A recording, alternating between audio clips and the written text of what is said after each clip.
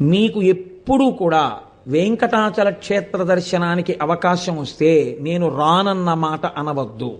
రానంటారేమో అన్న అనుమానం ఉంటే వెంకటాచలం రమ్మని అడగవద్దు. అలా వెంకటేశ్వర స్వామి వారికి రాత్రి దండలు ఒకలా వేస్తే తెల్లవారేటప్పటికి ఒకలా మారిపోయేవి. ఎవరు చేస్తున్నారని ఒక రోజున అనుమానం వచ్చి ఒక మహంత్ గుదిలో నక్కి పడుకున్నాడు చూద్దామని. అర్ధరాత్రి అయ్యేటప్పటికీ అయ్యవారి పాలపీఠం దగ్గర రాయి తొలగి తేజోరూపంలో తరిగొండ వెంగమాంబ గారు వచ్చి హారాలు సరిచేస్తుంటే చూసి మూర్చిపోయాడు. ఇప్పటికీ తేజోరూపులై ఆనందనిలయంలోకి వెళ్ళి ఈశ్వరుణ్ణి సేవిస్తారు. బ్రహ్మగారు, చతుర్ముఖ బ్రహ్మగారు ప్రతిరోజు వెంకటేశ్వర స్వామి వారి పాదాలు కడిగి ఆ పాత్ర అక్కడ ఉంచుతారు. అందుకే రాత్రి నీటి చెంబు ఉంచి తలుపులేస్తారు. ఆ శేషాన్ని సుప్రభాతానికి వెళ్ళిన వాళ్ళకి దర్శనమిస్తారు.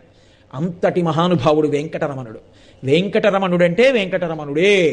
ఒకరా ఇద్దరా, ఎంతమందితో అనుబంధం. వారం రోజులు కాదు, కొన్ని నెలల పాటు వెంకటరమణుడు